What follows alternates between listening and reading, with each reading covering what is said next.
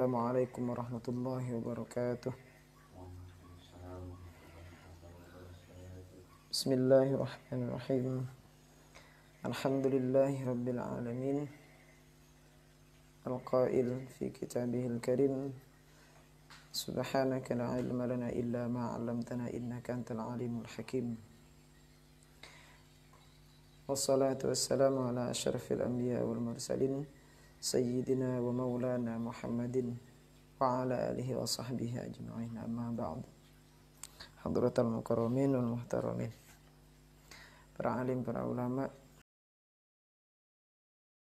yang saya muliakan, guru-guru saya dan juga guru-guru kita semua, guru-guru kita yang pernah mengajarkan huruf alif, ba sampai sekarang. Mudah-mudahan beliau selalu diberikan rahmat oleh Allah dan juga selalu diberikan kesehatan untuk membimbing kita dalam menjalankan syariat Islam. Amin ya rabbal alamin. Salawatullah wassalamuhu. Alhamdulillah, berkat Allah juga kita semua meskipun di lokasi pesantren Abdus Salam sedang dilanda hujan, mudah-mudahan hujan ini menjadikan hujan rahmat bagi khususnya masyarakat Pontianak dan juga menjadi obat bagi seluruh umat Islam. Amin. Salawatullah wassalamuhu, mudah-mudahan tetap tercurah limpahkan kehadiran Nabi besar Muhammad sallallahu alaihi wasallam. Allahumma shalli ala Muhammad. Alhamdulillah, kita sudah memasuki bulan Safar, mudah-mudahan semuanya sehat walafiat dan juga kita sudah melakukan rutinitas. Mudah-mudahan rutinitas ini menjadi keistiqomahan kita semua sampai kita kembali kepada Allah Subhanahu wa taala. Mudah-mudahan ini dijadikan suatu hal yang baik, yang juga bisa dicatat amal baik oleh Allah Subhanahu wa taala. Amin. Sebelum kita mulai, kita tawassul dulu, mudah-mudahan kita tidak semoga kita itu selalu ittisal mutasil kepada guru-guru kita. Amin.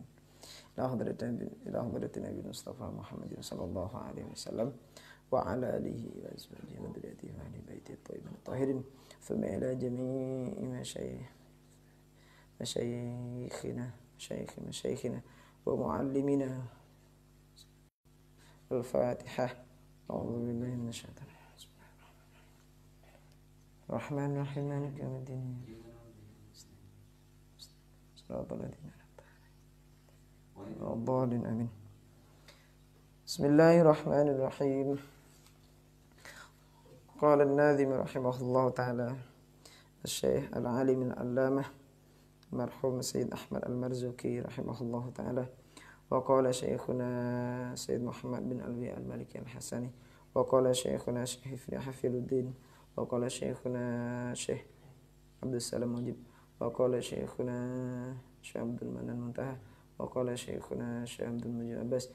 Wa qala Syekhuna wa qala jami'u masyayikhina wa mu'allimina wa nafa'na bihim wa bi'ulumihim amiddana bi asrarihim wa anwarihim wa yu'idu alaina min barakatihim wa karamatihim fid dharain. Amin. Qala bisrah li sadri wa yassir li amri wahlul 'uqdatam min lisani yafqahu qawli. Qala subhanaka la ilma lana illa ma 'allamtana innaka antal alimul hakim. Bismillahirrahmanirrahim. Wal mustahilu bi kulli wajibi fahfadh li khamsina bi hukmin wajibi.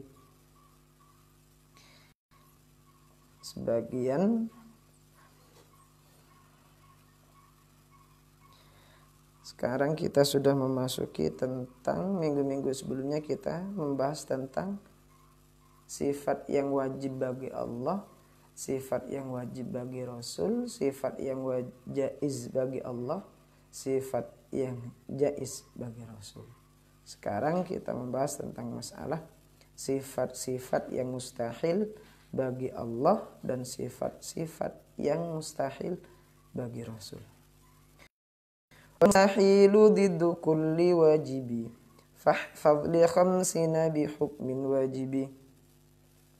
Wal mustahilu, dan bermula sifat-sifat yang mustahil.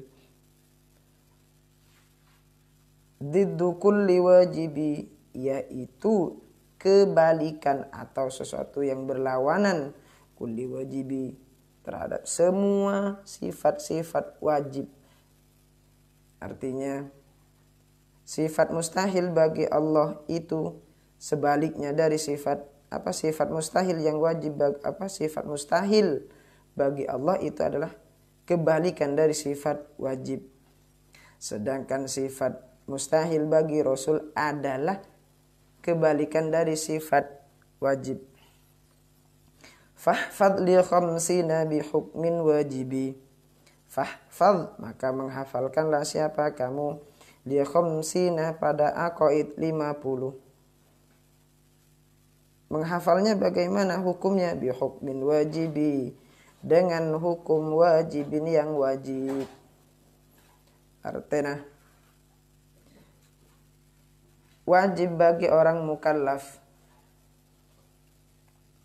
mempercayai atau mengimani atau beriktikad bahwa ada suatu sifat yang memang mustahil dimiliki oleh Allah dan mustahil dimiliki oleh para Rasul.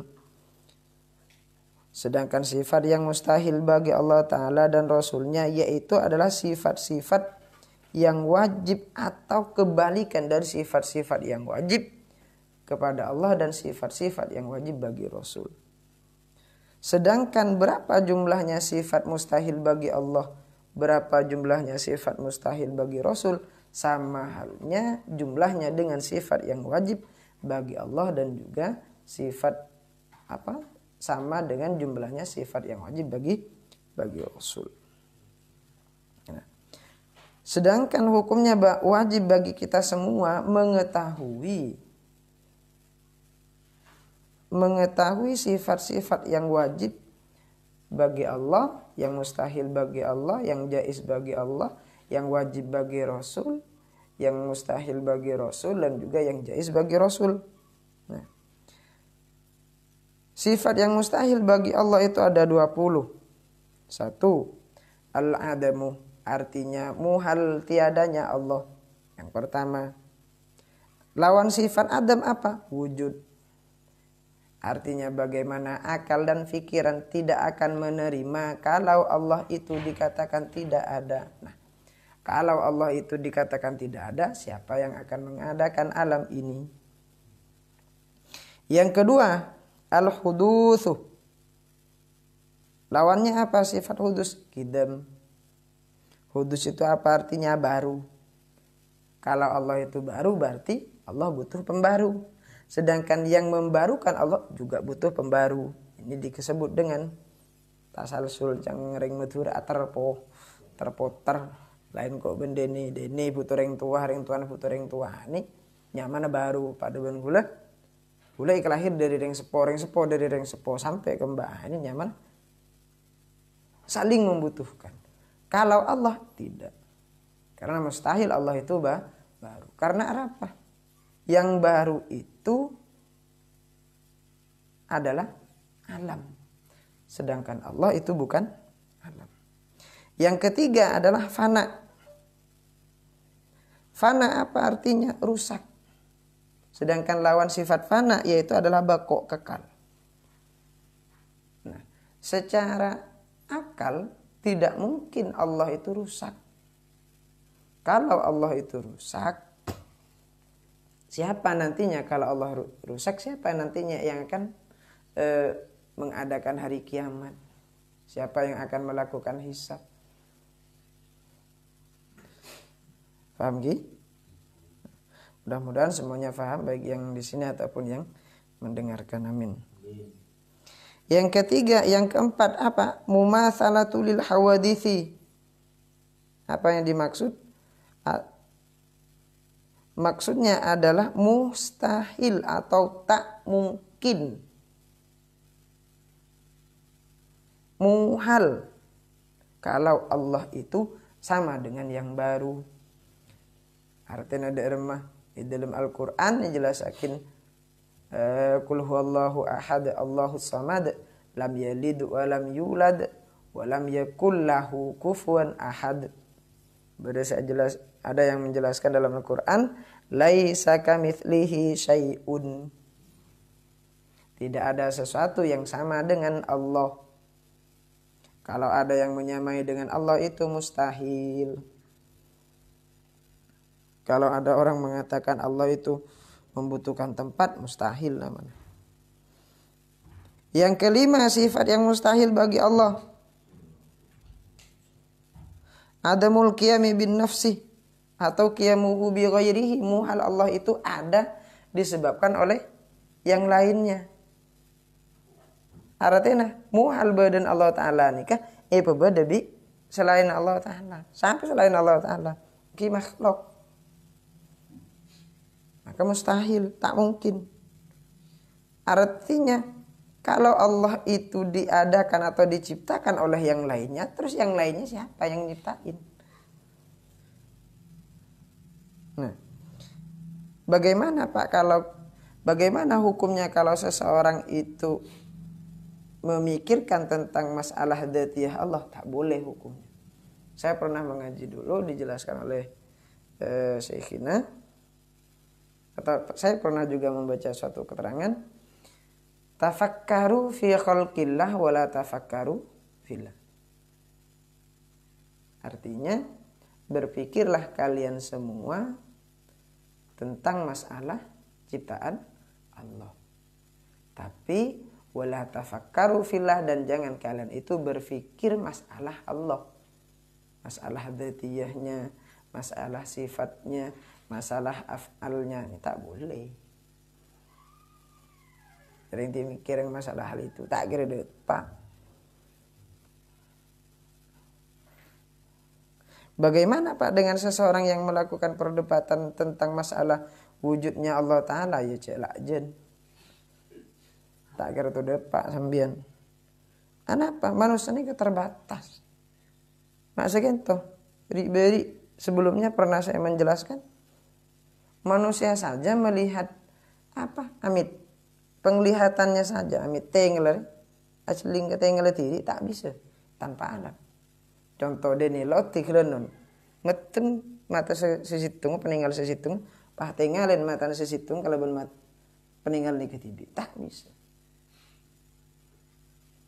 Lerpada nasukan kalau sarang sampian saja pernah arasaki senyamana nyaman sakit. Nyaman kayak katinapa, sakit kayak katinapa. Tak bisa ikut berakin. Cuman akal cuman bisa ngeresai. Ani kita tak bisa. Napa boleh kalau sarang pancingan, apalagi kita semua berpikir masalah dzatiyahnya Allah. Ini tak bisa. Ini bukan hak negeri. Bukan hak kita. Bukan sepantasnya. Yang keenam, ta'addud. Apa maksudnya ta'addud? Lebih dari satu, terhitung. Mustahil Allah itu lebih dari satu. Dalam Al-Quran, "Lau kana fihi ma alihatun illallahu lafasadata." Seandainya di antara langit dan bumi seandainya di antara langit dan bumi itu ada Tuhan selain Allah, maka niscaya langit dan bumi itu akan hancur. Kenapa? Karena antara keduanya pasti berebut. Contoh saja, kita saja selaku manusia saja mengatakan, oh ini punya saya, ini punya saya. Cepon ini, PC ini kan diinjang Agus, PC ini kan di Agus. Nah, ini contoh kecilnya saja. Yang ketujuh, sifat mustahil bagi Allah al-ajzu. Muhal atau mustahil Allah itu lemah. Lain benar. Kulo sering sampian mikul ka jusukoni lepai. Bisa. Paham ki? Nah. Sedangkan Allah Ta'ala al-Qudrah, Maha Kuasa, Maha mampu. Sedangkan kemampuan Allah Ta'ala ini ada sebisa pendingin. Yang kedelapan, al-karohah. Mustahil Allah itu terpaksa. Terpaksa bagaimana? Hati yakin manusia siapa senyuruh? Ada. Kenapa Pak? Terkadang seseorang meminta, kadang Allah memberikan lain. Kalau kita menyadari bahwa hal itu adalah suatu hal yang sangat terbaik, maka kita itu akan menangis. Dalam satu penjelasan, lau alimal abdu, dalam satu penjelasan, saya lupa kalimatnya, seandainya manusia itu mengetahui terhadap tujuan suatu takdir, labekan nasu ala su'idhunnihi billah, maka manusia itu akan menangis. Aroma sakastah bakal nangis manusia apa? Karena di dalam hatinya ini timbul yang namanya suudzon, buruk prasangka terhadap Allah. Kalau Sayyidina Ali berdoa, ya Allah, jikalau saya meminta sesuatu namun engkau memberikan, saya akan bersyukur. Namun jikalau saya meminta kepadamu ya Allah, namun engkau tidak memberikan atau memberikan sesuatu yang memang tidak saya pinta, maka saya akan lebih bersyukur. Alasan Sayyidina Ali kenapa? Karena engkau lebih tahu sesuatu yang bermanfaat untuk diriku. Ini Sayyidina Ali. Engkau udah sarang sampean kan? Apa saya pentok kudu teka, minta motor kudu beli motor, dah repot. Artinya bagaimana Allah itu lebih mengetahui terhadap hamba-hambanya dan kebutuhan apa yang memang dibutuhkan oleh hambanya. Makanya Allah itu selalu berkehendak. Artinya Allah memberikan sesuatu sesuai dengan keinginannya dan kebutuhannya. Yang 9, al-jahlu. Lawan sifat al-jahlu apa? Al-ilmu. Mustahil Allah itu mempunyai sifat jahil. Artinya bodoh. Tak mungkin. Kalau Allah itu mempunyai sifat bodoh, bagaimana nantinya? Artinya menciptakan ini sebaik ini. Contoh, manusia diciptakan sebagai laqad khalaqnal insana fi ahsani taqwim. Manusia itu diciptakan sebagai makhluk paling terbaik atau ciptaan paling terbaik. Nah, bagaimana? Kan tak mungkin Allah itu bodoh. Yang 10, al-mautuh. Mustahil Allah itu mati. Kalau Allah Ta'ala mati, siapa nanti yang akan melanjutkan? Beda dengan raja. Kalau raja mati, kalau Raja Salman mati digantikan oleh anaknya. Kalau kalau saya meninggal diganti oleh anak saya.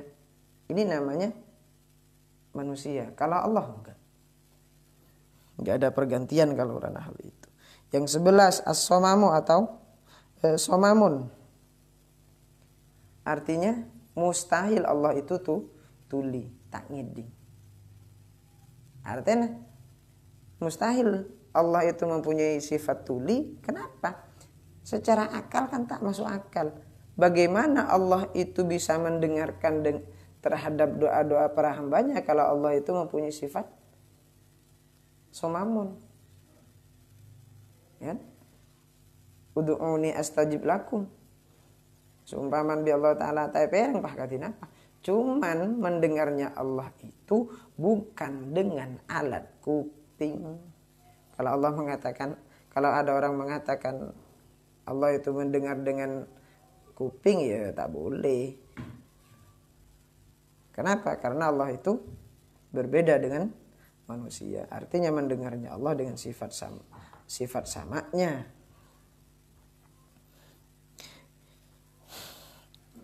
Yang 12 adalah omyun atau omyun. Artinya apa?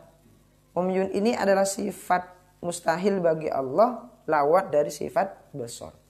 Artinya mustahil Allah itu buta. Paham gitu? Kenapa?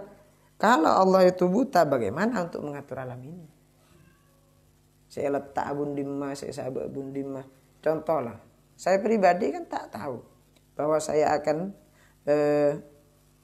akan diam di kampung ini, saya akan diam di kampung sana. Ini kan adalah suatu hal yang memang Allah sudah mengaturnya.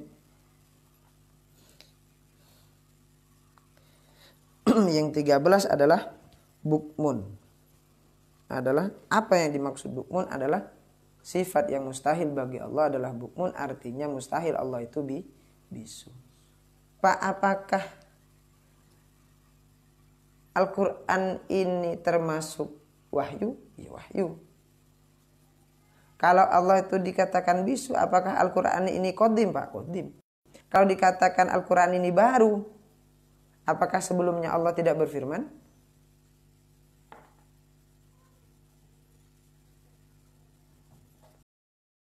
Nah, kalau menurut yang lain, Quran ini baru. Sedangkan menurut Ahlus Sunnah wal Jamaah, Al-Quran ini qadim. Siapa yang lebih berhak, Pak, dengan masalah Al-Quran? Ya Allah. Kalau Al-Quran dikatakan baru, berarti sebelumnya Allah tak berfirman, berarti bisu. Makanya Allah itu tetap maha berfirman. Yang selanjutnya yang 14, kaunuhu ajizan, mustahil adanya Allah itu adalah zat yang lemah. Yang 15, kaunuhu karihan, mustahil adanya Allah itu terpaksa. Di sini disebut dengan sifat ma'ani. Sifat nafsiyah, salbiyah, maknawiyah, dan sifat ma'ani. Kaunuhu jahilan, yang nomor 16, mustahil adanya Allah itu bodoh. Kaunuhu mayitan, mustahil adanya Allah itu mati. Faham ki? Yang 18, kaunuhu asomma, mustahil adanya Allah itu tuli. Kaunuhu a'ma, mustahil adanya Allah itu buta. Yang 20, kaunuhu abkam, mustahil adanya Allah itu bisu. Ini kemuhal, tak boleh. Sedangkan sifat yang mustahil bagi Rasul ada berapa, Pak? Ada 4. 1, beladah. Mustahil para Rasul itu bodoh. Jangan yang mutur bebel, kumprung, goblok. Benih-benih kang bukan lain masa. Kenapa mak sekento? Kenapa Pak Rasul itu harus mempunyai sifat fatona? Karena Rasul ini harus pintar. Cara menyampaikan wahyunya, untuk menyampaikan wahyu dari Allah, untuk disampaikan kepada umatnya, pasti bagaimana caranya, bagaimana siasatnya. Dan harus bisa berpikir, ini wajib dimiliki oleh para Rasul. Yang kedua, kidib atau kadibu. Mustahil para Rasul itu sombong atau dusta, sehingga apa yang disampaikan itu benar. Yang sebelumnya saya jelaskan, jikalau memang yang disampaikan oleh Rasul ini adalah apa yang disampaikan oleh Allah kepada malaikat Jibril, ya 10, ya pasti yang disampaikan 10. Artinya dari sekian banyaknya firman Allah dalam Al-Quran, dari 114 surah, ini adalah murni kalam Allah yang diwahyukan kepada Nabi Muhammad. Tidak ada satu huruf pun yang dikurangi oleh Nabi Muhammad yang disampaikan kepada umatnya.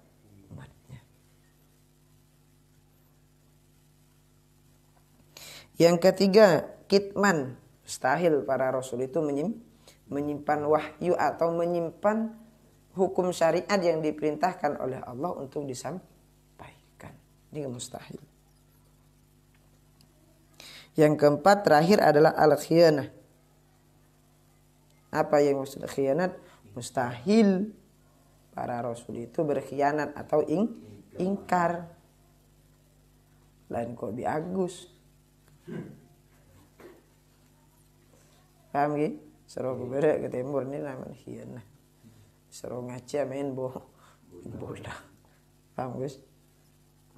Sebagus orang, sebaik-baiknya manusia itu adalah seseorang yang mau mengakui kesalahannya. Daripada menutupi kesalahannya, lebih baik mengakui.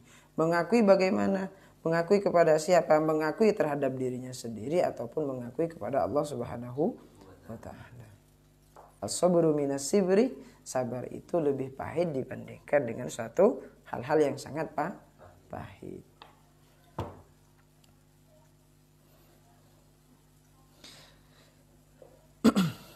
Nah, sedangkan aqaid yang sudah kita pelajari dari awal, aqaid 50, itu wajib bagi kita untuk menghafalnya.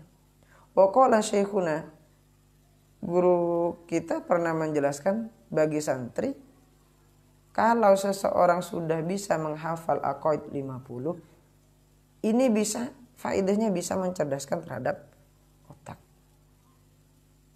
Terhadap hafalan bisa lancar. Terhadap seseorang yang ngaji cepat, artinya bisa cepat untuk menerima pelajaran.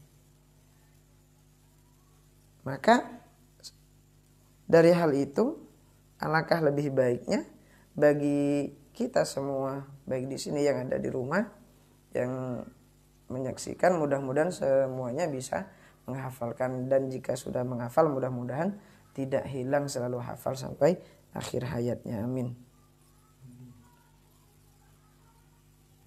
Nah, secara perinci, 1. Sifat wajib bagi Allah ada 20, sifat mustahil bagi Allah 20, sifat yang jaiz 1, berarti 41. Sifat yang wajib bagi Rasul ada 4, sifat yang mustahil bagi Rasul ada 4, dan sifat yang jaiz bagi Rasul ada 1.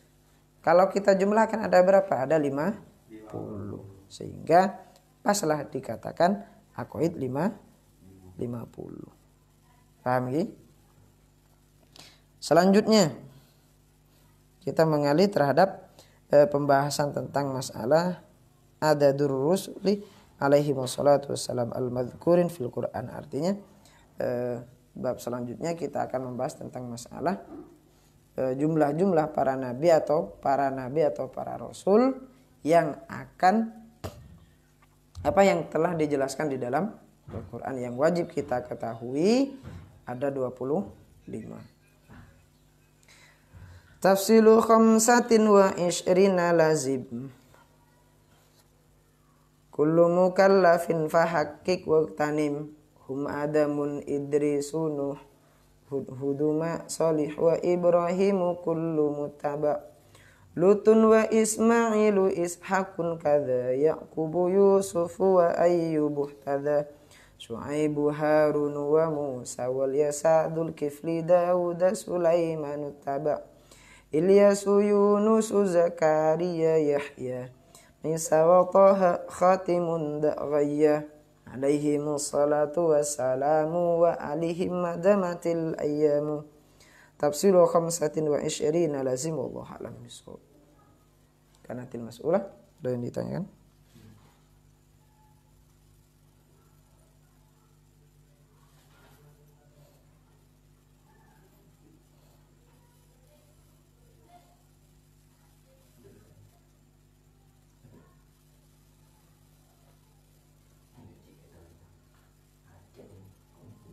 Berdiri.